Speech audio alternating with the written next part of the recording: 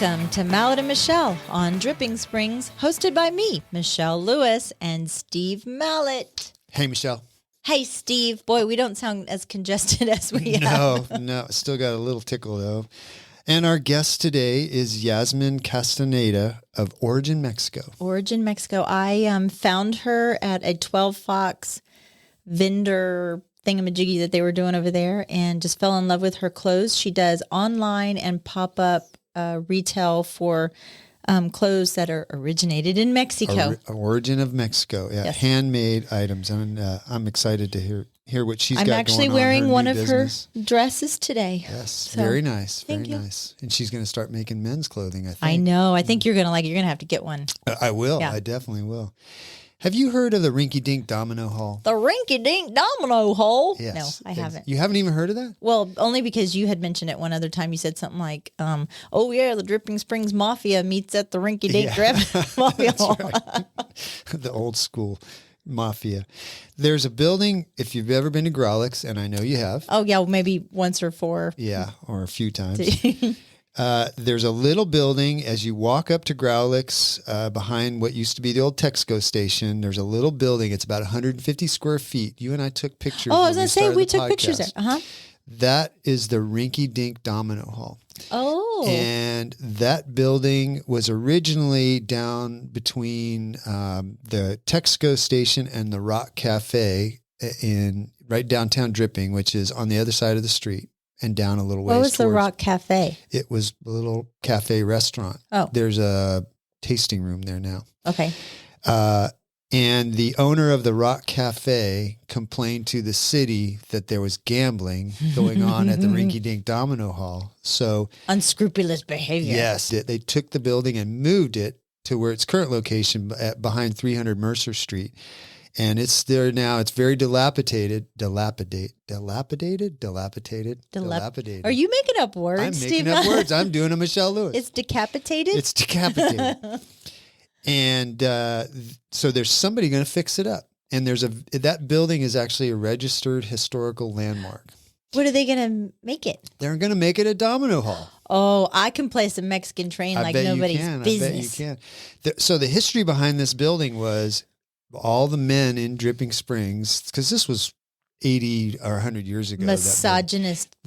Yes, I know. Yeah, women were not allowed. The original building was John Butler, which you've heard of, Butler Ranch, so named after John Butler, purchased all the supplies to build the building back, I don't know the exact year, for $50. I was going to say, it costs $30. Yeah, it was $50 to build that whole building. And Eli Phelps and A.B. Carthen built it for free for the Domino Hall.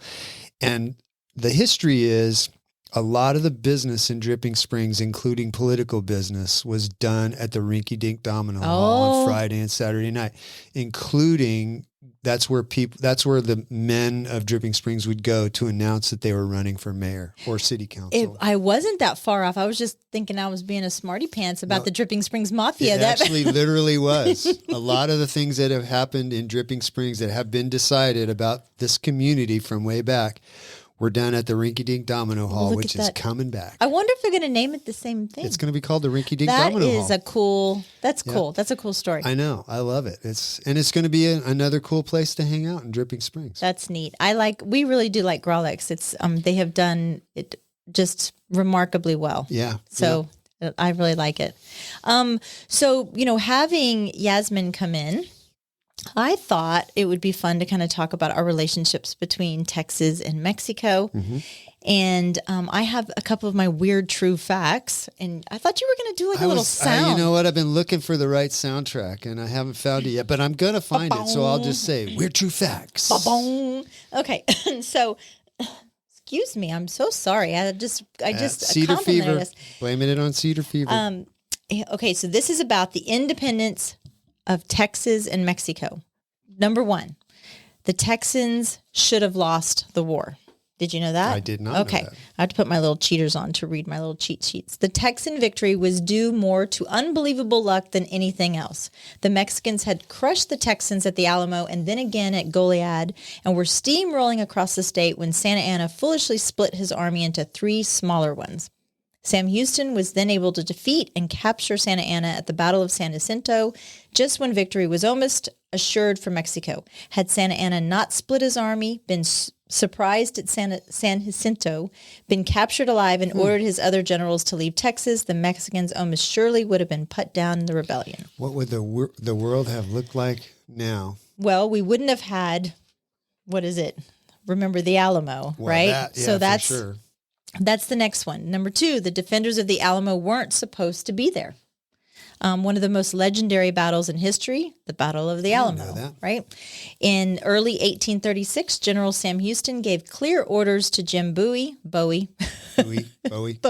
report to the Alamo, destroy it, round up the Texans there, and fall back into eastern Texas. Bowie, I'm saying it wrong, Bowie. Bowie. I know, I'm thinking of David Bowie. Bowie. Okay, I am a Texan, so just ignore me. Bowie. When he saw the Alamo, he decided to disobey orders and defend it instead. Wow. And the rest is history. What a pivotal moment in history, too. And they just weren't listening to orders. They're kind of like, I probably would have fit right into that group. That's that American spirit, though, right? Where you see something and you believe in it and you're just full speed ahead. Well, absolutely. But, along with that, their movement 3 was incredibly disorganized, which I wouldn't. The leadership was split between those who felt that should work to address their grievances with Mexico, like Stephen F. Austin. Also, those that felt that only succession and independence would guarantee their rights. And that was William Travis, a.k.a. Travis County, making a fighting force out of men who drifted in and out of units and had little respect for authority figures. I just think it's a big party, was nearly impossible. Trying to do so nearly drove Sam Houston mad. Wow. Yeah, I guess they were kind of like all nomads. Also, Mexicans, I think this is 4, Mexicans fought alongside the Texans. The Texas Revolution was primarily instigated and fought by American settlers who immigrated to Texas in the 1820s and 1830s. Although Texas was one of Mexico's most sparsely populated states, there were still people living there, particularly in the city of San Antonio. These Mexican people, known as Tejanos, naturally became embroiled in the revolution, and many of them joined the rebels. Mexico had long neglected Texas. I guess they didn't care about us. Yeah. And some of the locals felt that they would be better off as an independent nation or part of the U.S. 3 Tejanos signed the Texas Declaration of Independence on March 2nd, and Tejano soldiers fought bravely at the Alamo and elsewhere. That's really cool. They defended their I love that. There's a little bit of Texas history. And then number 5, which was, talking about Sam Houston, and it meant redemption. The independence from Mexico meant redemption for Sam Houston. In 1828, Sam Houston was a rising political star. They actually predicted that he could have probably been president of the United States. He was 35 years old. He was tall. He was handsome. He was a war hero. He fought in the War of 1812. He was a protege, actually, of the President Andrew Jackson. Houston had already served in Congress and as governor of Tennessee. Did you know that? I did not. I didn't know that either. Many thought he was on the fast track to be president. But then in 1829, it all came crashing down because he divorced. It was a failed marriage, led to full-blown alcoholism and despair.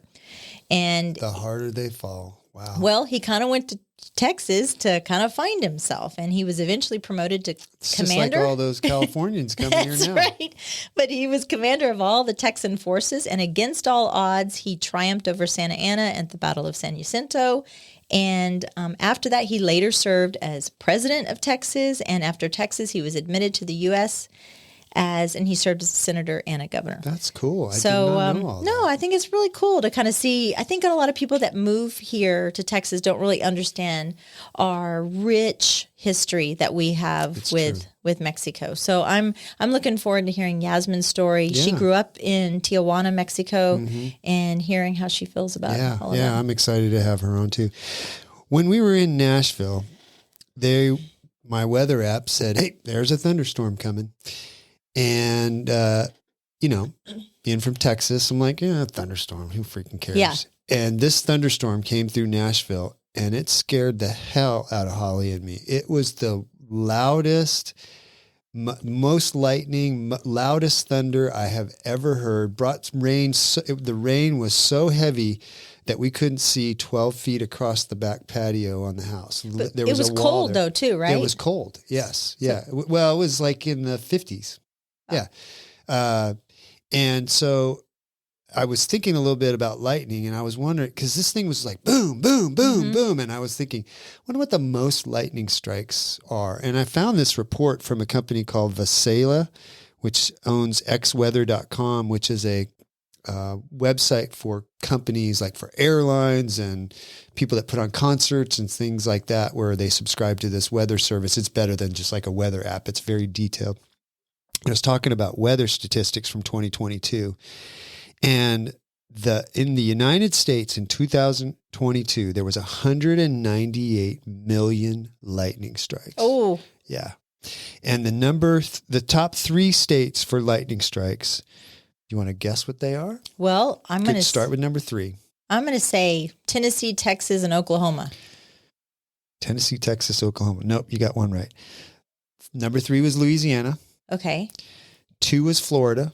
Oh.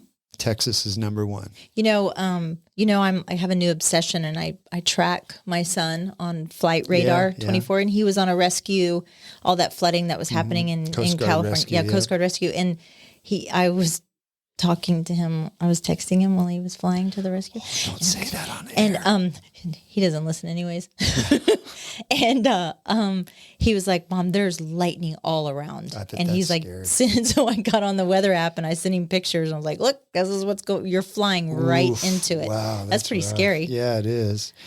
The lightning capital of the U.S. is in Florida, Four Corners, Florida, which is just outside of Orlando. I can see, There's because more they're lightning strikes there than any place else. They kind of stick out. Their state kind of just sticks out in the middle between the Gulf and the Atlantic. It's probably right? the high spot. It's 35 feet above sea level. That's where all the lightning strikes are.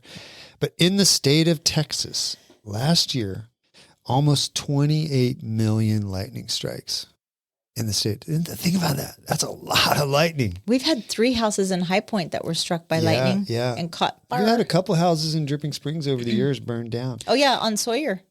Yeah, that's right. We actually sold a house. It was the slab. Remember, the house burned out, struck by lightning.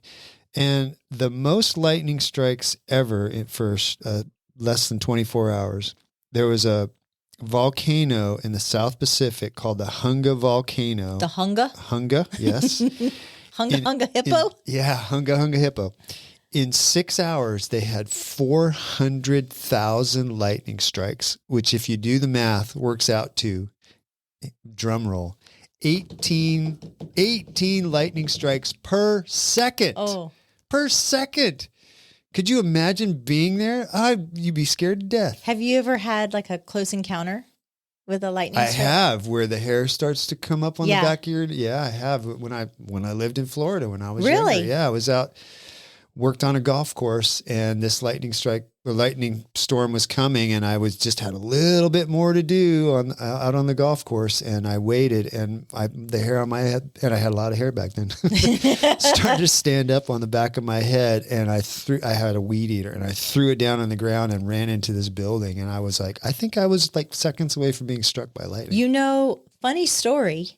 I was also living in Florida, in Lakeland, Florida. I didn't live there for a full year, but when I was in kindergarten, Lakeland, Florida, which is kind of by Orlando, a little bit by Orlando. And my brother and it was a big old thunderstorm, and we decided it would be a good idea to go jump on a friend's trampoline, which was kind of lightning. We're idiots. Trampoline. I'm 6. I don't know. Oh. And we're jumping and jumping and jumping, and my mom is yelling for us to come inside, my little brother and I, and we're ignoring her. We're pretending because it's just coming down in buckets.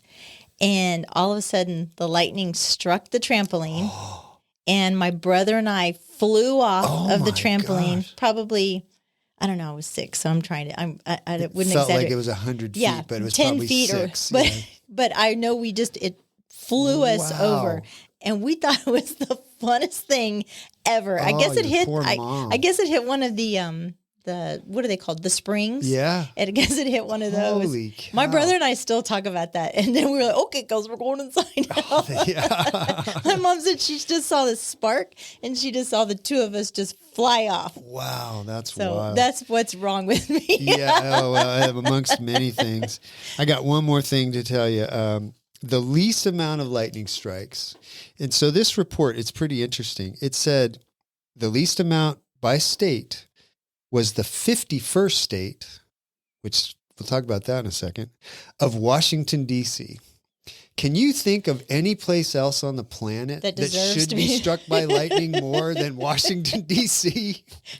How God- many lies a day are told in Washington, D.C.? You know what? I think that's just God is just giving up. God's You like, might be right. 'Cause you know they say, "Ooh, that's don't wanna be that struck is- by yeah, lightning." That is a lost cause. I'm not wasting God's like, any "Yeah, I'm lightning on Washington, I'm D.C. done.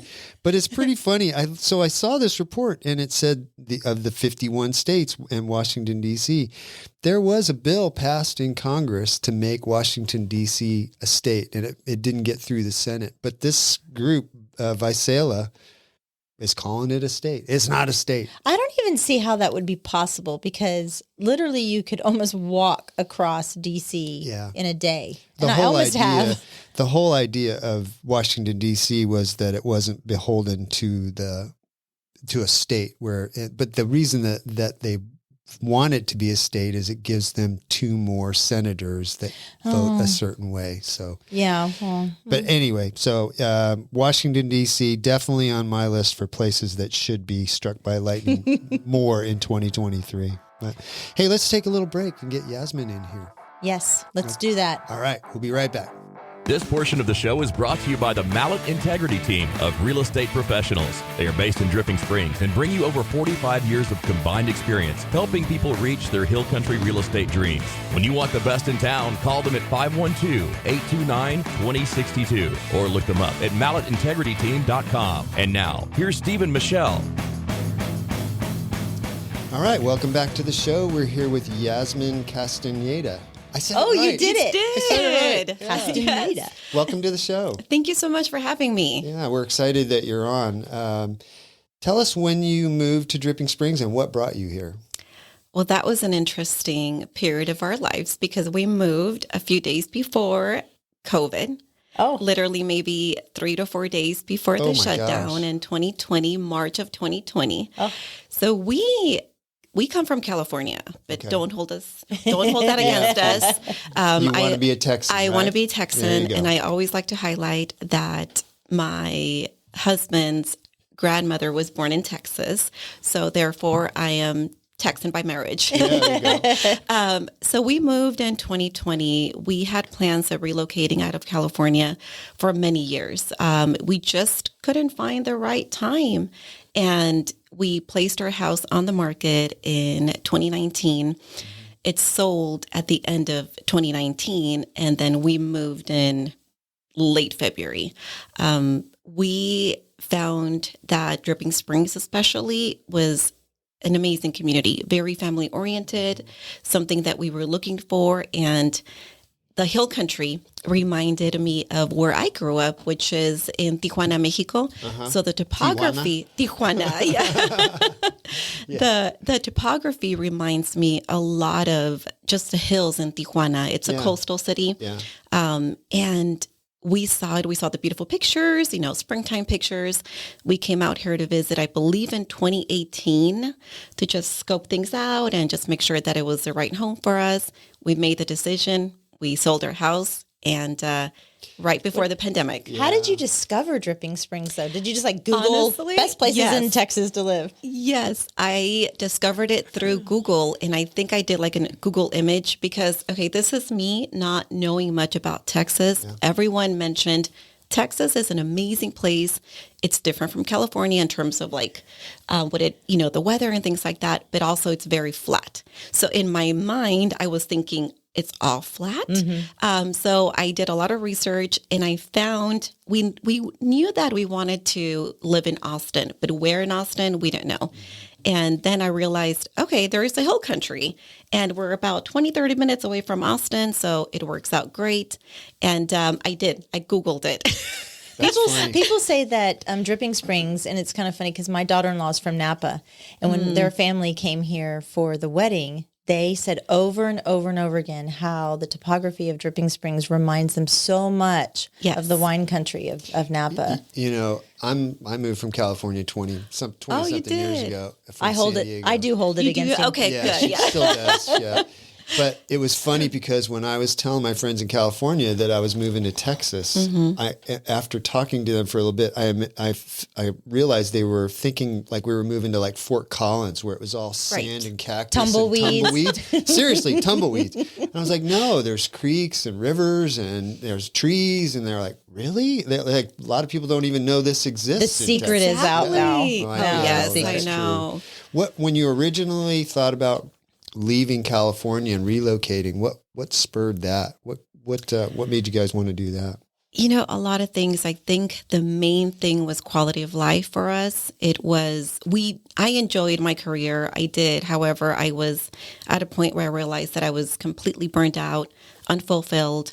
I was, in a way, getting ahead in my career, in my role, and it was amazing. However, I realized that I was sacrificing a lot of time away from my family. So it was at a very, very high cost. What did you do prior? I worked in the multifamily industry. So I worked with investors, international investors, and we did lease ups and new builds and just try to identify opportunities, like viable opportunities for investment in California. Oh, so you come from the real estate world too. I have a real estate license in California.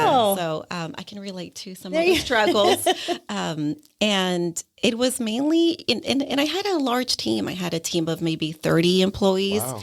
So it was draining. I often felt that when I came home, my family just like I would give them my leftovers because I didn't really have a lot of energy. And for instance, as an example, my daughter was sick a few days ago, and I had the flexibility of, rearranging a few things and spending time with her at home and caring for her.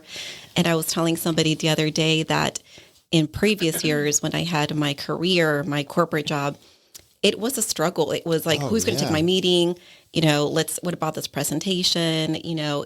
Daycare. It would create so much stress in our lives, just finding childcare. I know. So we wanted to change. We just wanted to enjoy our children, our lives. And I realized that it wasn't sustainable to continue living where you're just burnt out and unfulfilled. And you have to work. Your experience was similar to mine. You have to work that hard to live in California, right? Because it's so expensive. And we had no option. I didn't have an option. Like quitting was not an option, financial option for us. So it was like, okay, just continue moving forward. I was going to ask that when you said that. It's like you're thinking here in this area or Texas, it's more about the quality time versus the quantity time. Quantity, you're trying to mass this amount of wealth, which we all need money to live, but I think the Texas way of life is about relationships and breaking bread with people and growing or raising your family. And I'm glad that you've had that kind of awakening here, or that experience here in Dripping. I think a lot of people that move here from California have had that same awakening. They realize, man, I'm just on this hamster wheel here in California, barely keeping up. And you know what? I can go someplace else and slow down a little bit. And I think sometimes people struggle with how much you can slow down here. It's almost like you put the brakes on when you come here to a certain extent. It was a transition, and I think that having the experience of living in such a, high-paced society and environment in California and living here now allows me to really enjoy it at a different level because you see a comparison between like, oh, my life used to be this 3 years ago, and now I have time to get a facial. I have time to, have wine with my friends that's right. Things that I never had an opportunity. Or the energy. Or even being around other families too that are around the same, you're able to go to ball games or football games. It's kind of funny here in Dripping Springs, and since you've been here at the beginning of COVID this past year, you probably saw a little glimpse of it, but really Friday night when football's going on, the town is empty unless you are at the stadium, or it's the best time to go grocery shopping, by the way. Traffic. Or go out to eat. Or Founders, when Founders Weekend happened. Now, you had a little glimpse of it last year, but, wait until this year. It's going to be You haven't huge. seen it in its full glory Really? yet. Oh, no. I thought it was amazing I was It a is vendor. amazing. Yes. And it's like the small town feeling, but it's so different. Yeah. It's like, honestly, this is something that, of course, somebody from, out of state would say, but it's something that you see in the movies, and then you're here and you experience it.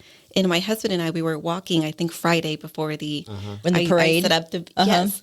And we're like, wow, this is amazing. And we would run into neighbors and people that we know. Even at HEB, I run into people. That And I they'll know, stop and talk to you. And talk to you. Yes. Ask you how your day was. I'm like, oh, that's so different. I know. We were at the very first Founders Day I went to, which was 2004. We were out. We hung out. I actually stayed up late, believe it or Oh, not. like 9? It was, maybe 10. But we were down there. We were on Mercer Street. My now ex-wife then, but we were hanging out, and people were just like, the music was playing, and people would just like randomly break out dancing in the street, and we would see all these friends. It was a lot smaller then, but God, it was so fun. It was so cool to be there. And it still has a little bit of that flavor. That's what I love about Founders Weekend. I feel like it's the best part of, you get to see the best parts of Dripping Springs, the people of Dripping Springs, because you're right. People that you don't see all year or whatever, and you're stopping there. Hey, how you doing? Everybody's, have had a little cocktail or two. Yeah. Yeah. It's a reunion. Yeah. Yes. So Yazmin, tell us about, you moved to Tijuana. But you Did I say lived, it right? but you, did you live in San Diego? I was born in California, Okay. and I think when I was about 5 years old, my mom decided to move back to Mexico, to Tijuana, which is really a border city. Yeah. So it's right across the border in Baja California. And I lived there till I was about 18 years old.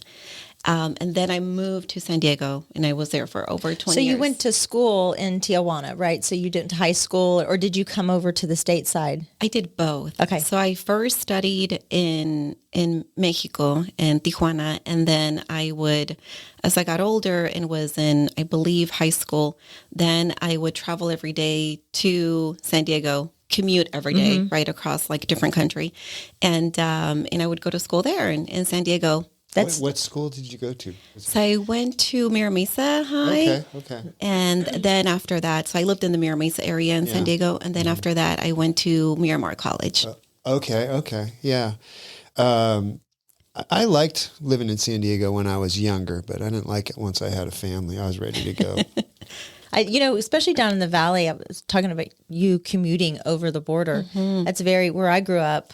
It's very common. It is. And my friends would live in Matamoros or Progreso, and it wasn't any big deal for them to kind of. It was a lot easier to cross the border back gosh. then. I think it's a lot harder now. You didn't even isn't need it? a passport. Yeah. You would just say U.S. citizen. Yeah. That's it. Yeah, we would go, because when I lived in San Diego, we'd go down to Tijuana, and you just walked across the border. Exactly. They didn't stop you. They didn't ask for anything. And now I think you got to have a passport. Definitely It's a lot harder. passport, and it takes about 2 to 3 hours to get cross through. the Oh, border. Wow. And when I was younger, it would maybe take about an hour and a half. So we're definitely waking up a little bit earlier, and just factor in, public transportation to go to school.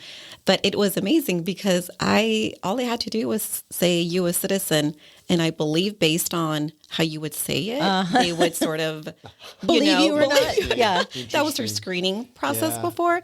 But it was different. Yeah. And What about safety wise now? Your family there now? Are they still in Tijuana? yes. Okay. So my mother and my brothers live in Tijuana and San Diego, so they really spend their time in both cities. Safety wise, I think people adapt to their surroundings and just in a way they continue with life and they just take precautions. I remember living or growing up in the 90s, which was a period where there was a very high crime rate and cartels. And so it was, I don't know if you've seen the show Narcos. Yes, it's one of my favorite shows. I know. It's one of my favorite really? shows. It's very realistic when they start talking about the Tijuana period. And even my husband grew up in Mexicali in Mexico as well. Oh, really? Yeah. So it's interesting. We were both watching Narcos. We're like, oh, this is somewhat, accurate. Yeah. But now things are a little bit more stable, a little bit more. Are there parts safe. of Tijuana that are nice? Because when I Yes. used to go down to Tijuana, it was not nice. It was kind of seedy and run down. But are That's there probably parts right by the bar area. The bars. I'm sure it's real and close to the border, but there are nicer Oh, areas like up definitely. in the hills where There's house. $1 million homes. Oh, really? There I is didn't a know lot of economic growth in Tijuana. The food scene is amazing. It's really thriving, and it's sort of like developing into more of a business city Destination town? destination. And Is it getting cleaned up? Does it feel better? certain areas, yes. Certain parts of the city are a bit more clean than others. Other areas that are a little further away, not as appealing. But for instance, like there is like in San Diego, there's the La Jolla area, but in Tijuana, there's something very similar to it. People very high net worth live there, and it's safe. That's cool. We used to like to go visit, but I never felt super safe there. But that was in the 90s, probably Right. the worst time to be there. Well, I've only heard like, the seedy stories of, That's usually what you hear. There's some areas that I don't go to. Like I just essentially go to where my aunts live or like where my grandmother lived, and that's about it. Yeah. Just same route. One of my stories was I almost bought an authentic Rolex there for $10. oh, authentic. I'm sure you did. Sure looked good. So Yazmin, you came here and started this company, Origin Mexico, or did you start it in California before you came? I had dreams of starting this company prior to. I just didn't have the opportunity because I was so consumed by my corporate job that I didn't really have the bandwidth to even think about starting it. However, I really had that desire. It was there for many years prior. And when we moved, it was a conversation that I remember having with my husband because I was still working part-time for my job in California, and I was planning on quitting. I just didn't really know what to do exactly. And I remember mentioning to him, I really want to start this purpose-driven brand. I have amazing thoughts and dreams. And he was like, why don't you just do it? It sounds a little strange. I just never had the opportunity to pursue something that I would call mine. Yeah. I always really was, I sort of created my life around other, needs at that point. Other people's dreams. Other people's dreams. And I don't know why I did that, but, Well, you did it to was. survive. Yeah, you did it to Yeah. survive. Exactly. The reason most people do it. It's funny when you're saying that, I was thinking about, when I first started with Steve and, his Mallett Integrity team is his real estate dream. And, it was his company. And I've been with Steve almost 8 years now.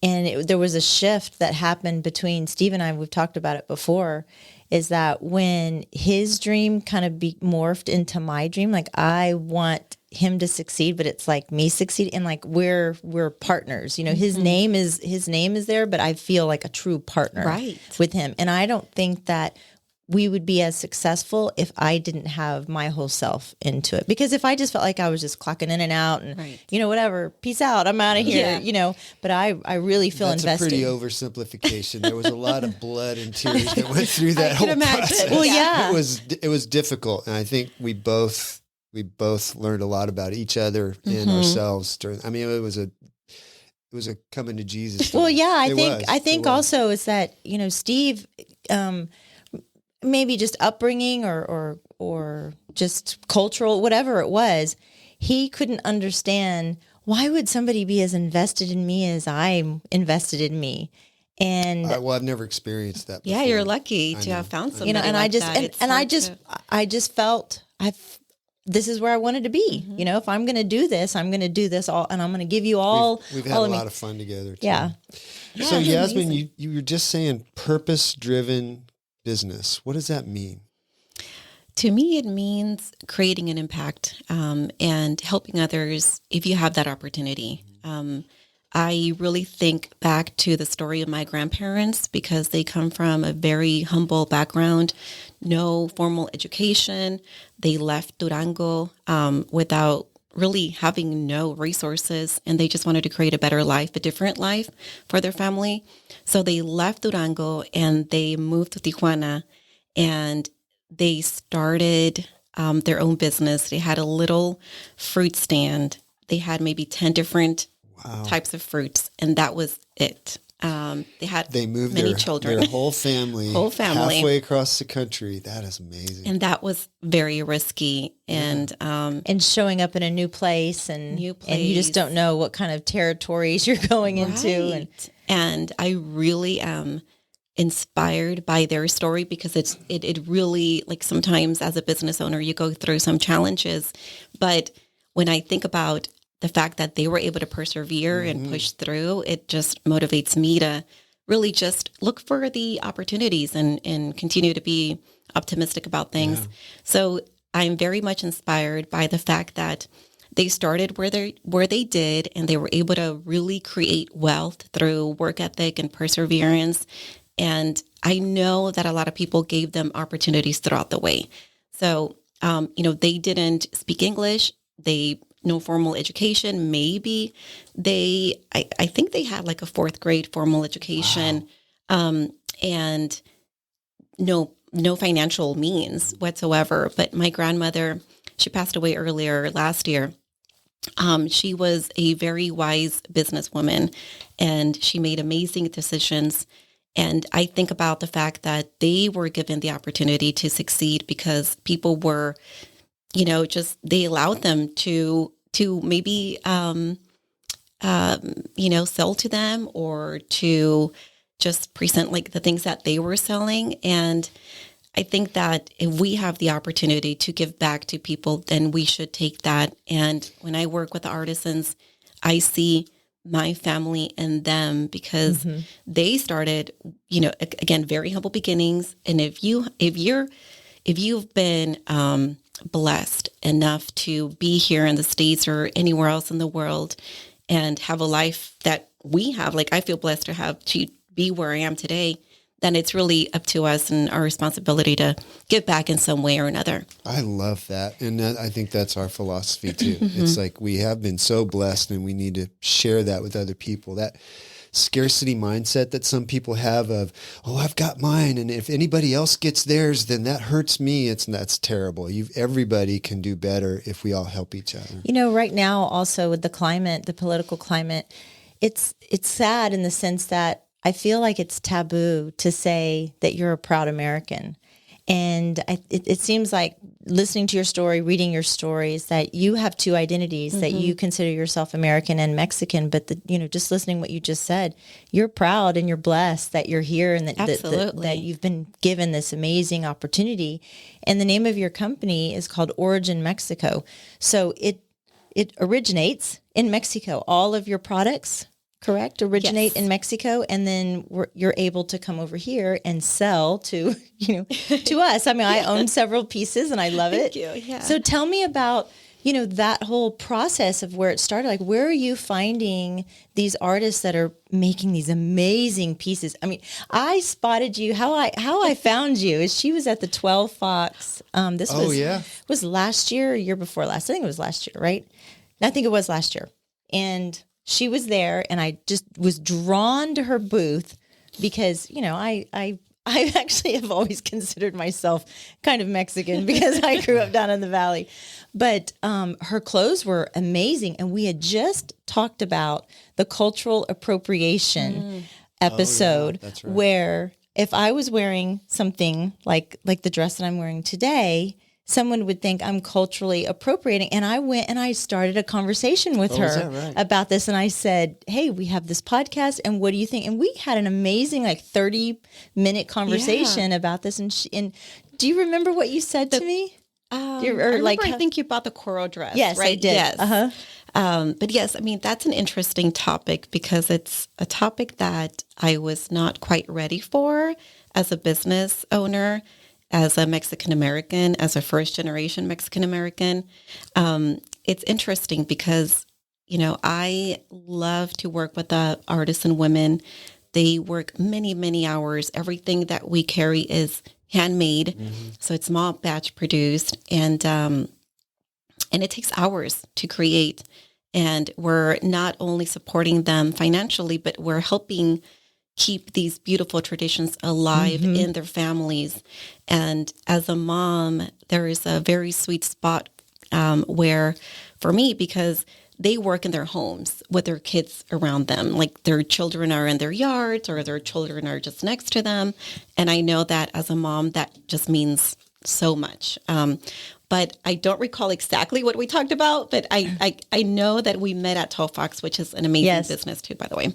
But yes, it just brings me a lot of joy that we work directly with artisan women. There is no middle person involved, so I know them, I vet them. We have a process where I meet them in person, and then I do visit them about twice a year, depending on our schedules. But everything is, again, handmade, small batch produced, and How do great you get quality. connected with those people the first time? So the first time I love to travel. So when I was younger, my mom, we would travel a lot. We would just drive through Mexico, which I know right now doesn't seem very safe. But back in the day, it was very easy to just drive. So I think that my love for travel came from my family. And then as I got older, we began to travel even more. But what we love to do is rent a car and just go off the beaten path. And, sometimes we had no cell phone reception, like there's no GPS. We would just kind of go wherever the road takes us. Again, not like the best, like safe situation, but it was an adventure. Yeah. And I remember thinking that I was amazed by the families. They're so welcoming, so just kind and genuine, and they just wanted to create a better life for their families. So many years passed, and I was reconnected with one family in particular. During the time that I began my brand, I thought about one family that I thought that they might be interested. And this is a family in Hidalgo. Okay. So that was the first family that I began to work with and collaborate with. And essentially what we do is we design certain styles. They create them in Mexico. So did they already have clothes that they had already been making? So they did. And, it all sort of coincided. It's really interesting how things align. But I wanted to start my business in, I think it was April or May of 2020. And I reached out to them and they said, this is amazing timing because COVID hit and tourism is really impacted right now. So we don't have many opportunities to sell to tourists. So it just kind of all came together at that point. That was the first family that we began working with, and now we're at maybe 50 artisans that we work with. Wow, that's great. Hidalgo. 50. That's for Hidalgo, Mexico. Yeah, well, Hidalgo County is a county down in the valley, Harlingen, Raymondville, right around there. I think I was born in Cameron County, but yeah, when you said Hidalgo, I was like, oh yeah, I know. But obviously it's not Hidalgo. How do you, Yazmin, how do you determine that this stuff is authentic? Because I know there's a lot of probably stuff made in China that, looks authentic, but it's not. How do you determine if it's real?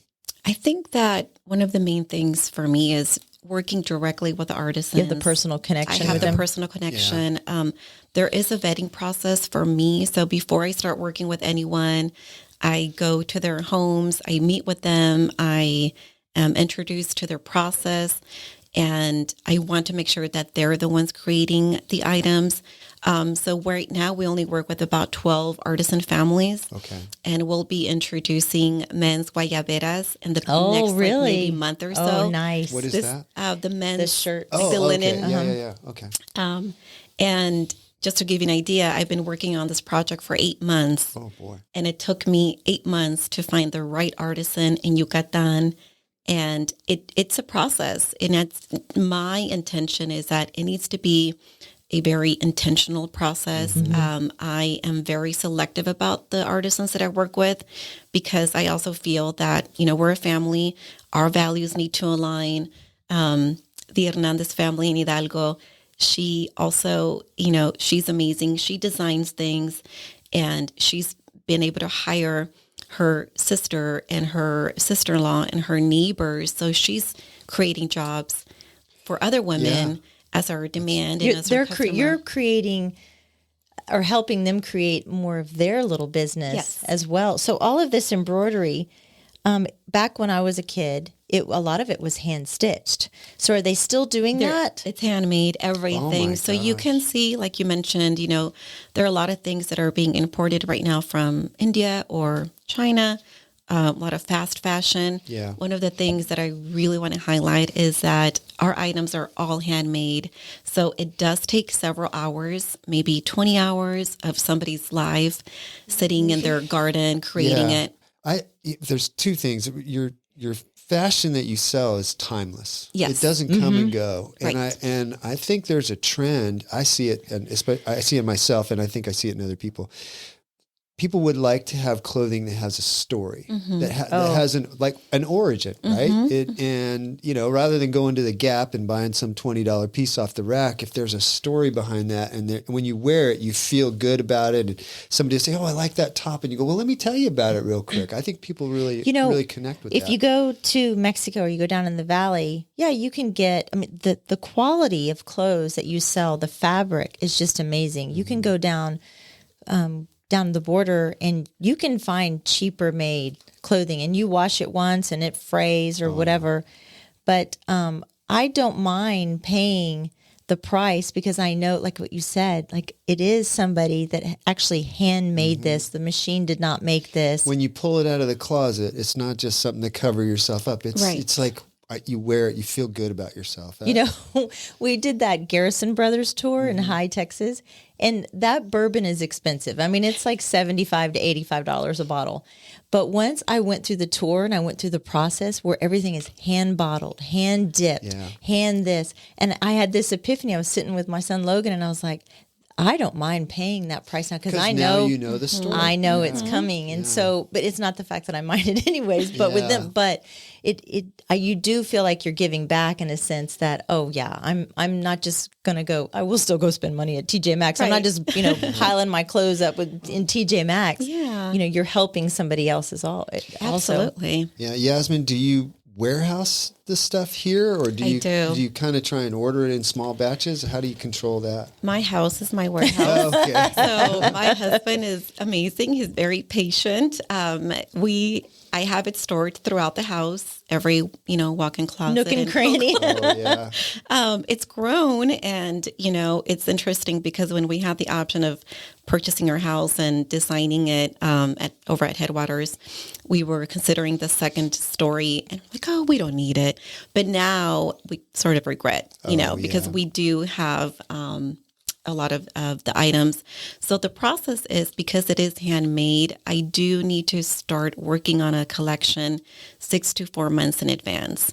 And that's how long it takes for them to create it. And then we select the fabric, but everything's it's based out of my home. Are you choosing the designs, or are they, or do they also have some sort of creative, license to kind of I think it would be like some of the colors that you choose. That's what I really was drawn to.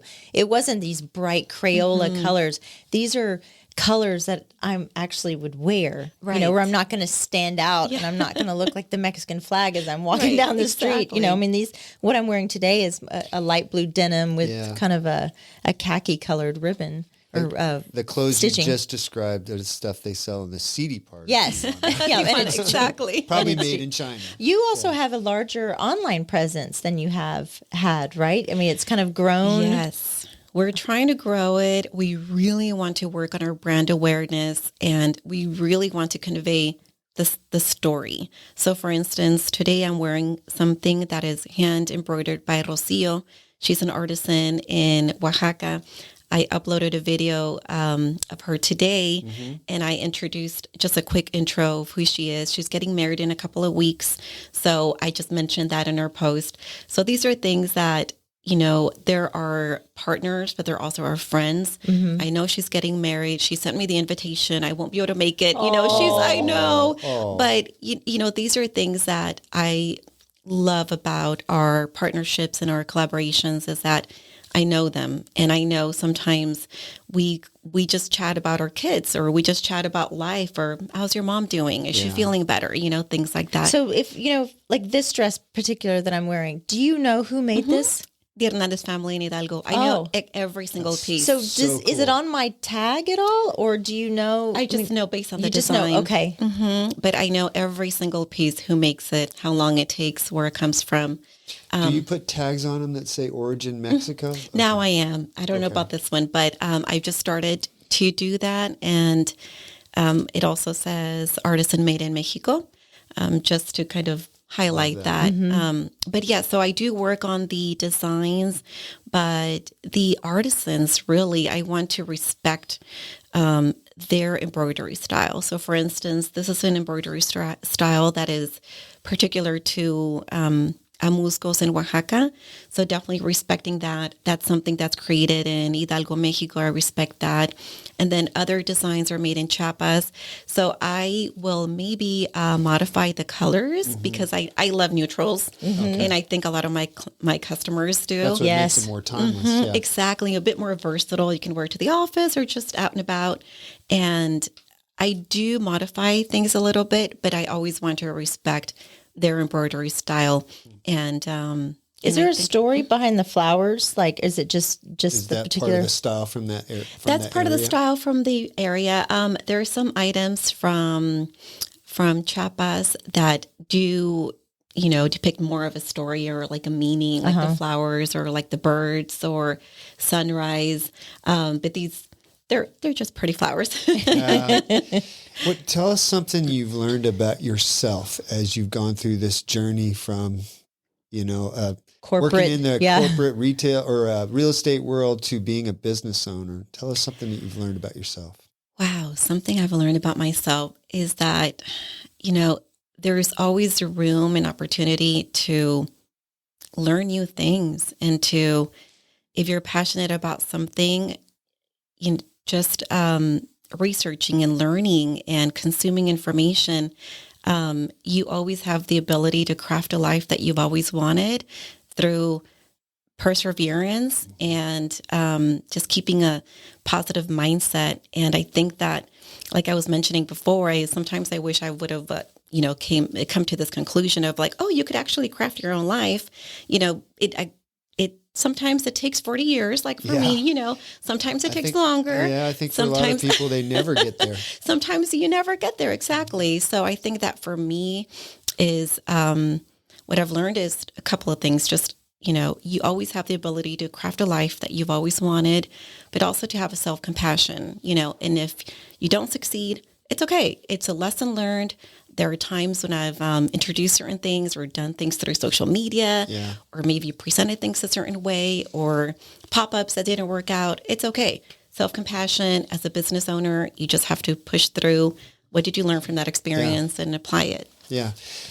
When you use the word succeed, you're really focused on the end result and not the journey, because there's no failure when you're focused on the journey. I'm just going to do this better today than I did it yesterday. I'm just going to figure out a new way to do this or learn something new. And you're not so focused on getting to this end place. Right. So there's you get so busy. I told my son this just the other day, and I've been telling him over and over again as he's studying for the MCAT. I said, don't get so busy trying to build a life that you forget to live your life. Exactly. And when you're saying, crafting your own life, it's, sometimes it takes us a little bit longer. That's the title of the show, Crafting Your Own Life. Yep. And I think, when you mentioned success, I think that we all have ownership of what that definition means to us. And when I was in the corporate world, success meant the title, the salary. Or the dollars. And, travel and now status. Yeah. And now success means, okay, a successful evening may be me spending time with my daughter because she's sick, or me going to my daughter's soccer game, or me just talking to my girls while I make dinner. That is success for me. And it's amazing how life could be when you define that success for yourself. I'll tell you, there is not one single person ever that has been on their deathbed and thought, man, I wish I'd have made it to president of my company. The last thoughts you're going to have are going to be, I wish I'd have spent more time with my kids. I wish I'd have made that trip that I always wanted to do. It's not going to be the stuff that we all strive for. It's the important stuff is what you just said. You also, you kind of go into all of this in your blog too. Yes. And you found another passion as far as writing, and your blog is amazing too. Is that kind of another creative outlet for you? Your blog is on your Facebook page, which is originmexico.com. So So it's on our website, and I collaborate with, we have a social media manager. So we both work on the topics. So we have a weekly blog. And one of the things that I really wanted to do was not only share the beautiful handmade products that we offer, but also share the beauty of Mexico, the culture. And it's interesting because I started this because I wanted to learn more about Mexico. I'm a first generation Mexican American, and a lot of times you tend to miss out on some of the most important history. So I started by really wanting to fulfill a need that I had so I could teach my daughters. But I found that a lot of people enjoy the blogs, and it's a weekly blog. The topics really vary. This week we were talking about women in mariachi. Yeah, I saw that. That's really cool. I And didn't know anything about that. And then we've also spoken about Talavera, Dia de Muertos. So it's really all surrounding the traditions the of Day Mexico. of Three Kings. Yes. That's that was actually I learned a lot too. That's on January 6th. Yes. That's my son's birthday. Oh, okay. And so, but when I was a kid, I think I was telling you this, that a lot of my friends, when I was little, they didn't open presents on Christmas Day. They waited until the Day of Three Kings. Oh, really? They opened presents then. Yes. So My daughters are lucky. They get Christmas and the Three Kings. So they leave their little shoes out by the tree. So the three wise men, they visit during the evening, and they wake up and there's gifts. there's gifts. Yep. Hey. That's cool. I wanted to ask you real quick about relations between Mexico and the U.S. A lot of the stuff we see in the news media is that, we're sort of at each other's throats, and there's a lot of animosity and, this new term Latinx, and people feel differently one way or the other. How do you feel that the relations are between Mexico and the U.S. from a personal level, from just, being there and going back and forth? I've always had an amazing experience visiting Mexico. This is one of the things that I tend to always talk about at pop-ups. When I see my customers, they always ask me, or they always share, we're planning on visiting Mexico in a couple of months. Do you think we should go? Based on my personal experience, it's always been a country that is extremely welcoming, very rich in culture and history. The food is phenomenal. There is so much that Mexico has to offer. And of course, I always say in terms of travel, just make sure that you take your precautions. I always support and, people visiting Mexico. It hasn't changed for me. Whenever I visit, I still have that warm welcome. The hospitality industry, everything's really changing. There are a lot of more boutique style hotels, a lot more companies that are offering cultural experiences if you want those. So from that perspective, I don't really see any difference. I tend to try to stay out of the politics because I feel like that's not really Smart. a true, they're not really portraying the reality of how people live, like the normal, average person, the artisans that would love to welcome, other visitors. So you can, support them in a way.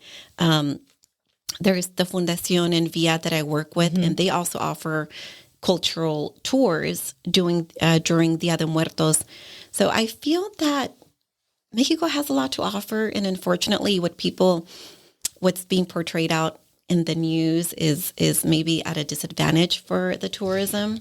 That's why I asked you that question, because I think if people could turn off the news, our lives would be so much richer, so much fuller. It's like we get just pounded with all these negative things. And if you just go down to Mexico and you meet some local family, you're probably going to have the time of your life. But you could have the same experience in Chicago, right? It's so true. You're going to go it's to an attitude, though, right? You're going to go to Chicago, and there's going to be areas that you need to stay out of, and you need to be smart. And as long as you some of these local areas, you're staying on resort, or if you're being smart about where you're going.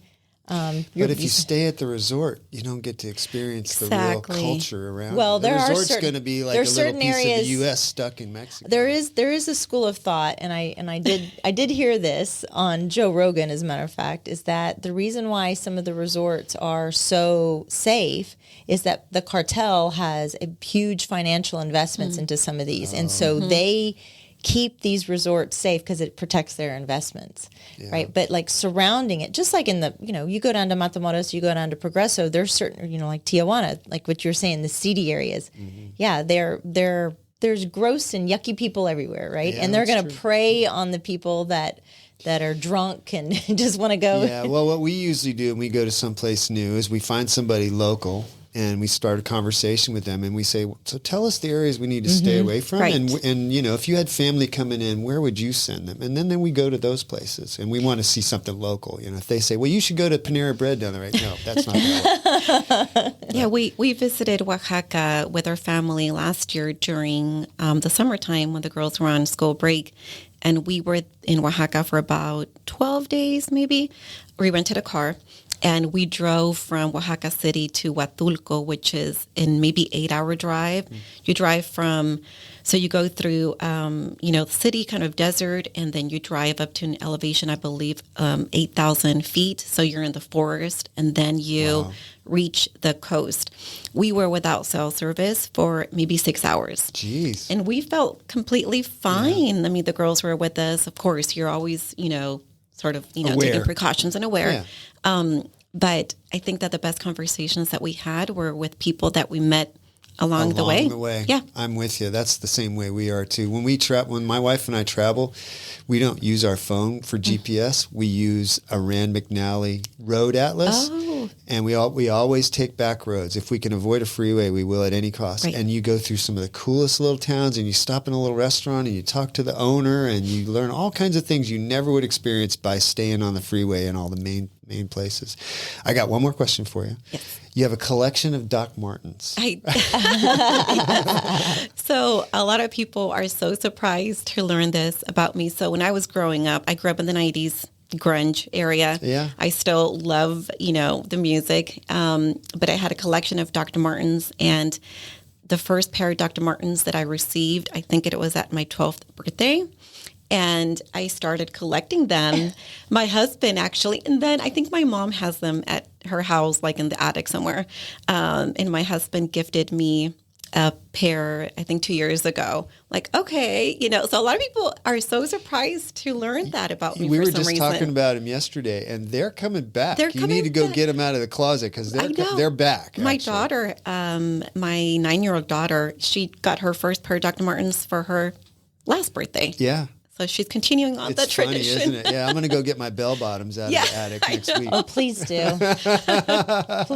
Please do. I want you to touch real quick before we go about how you give back in the organization that you donate to. Yes. So we are proud to partner with an organization. It's a nonprofit called Fundación Envía.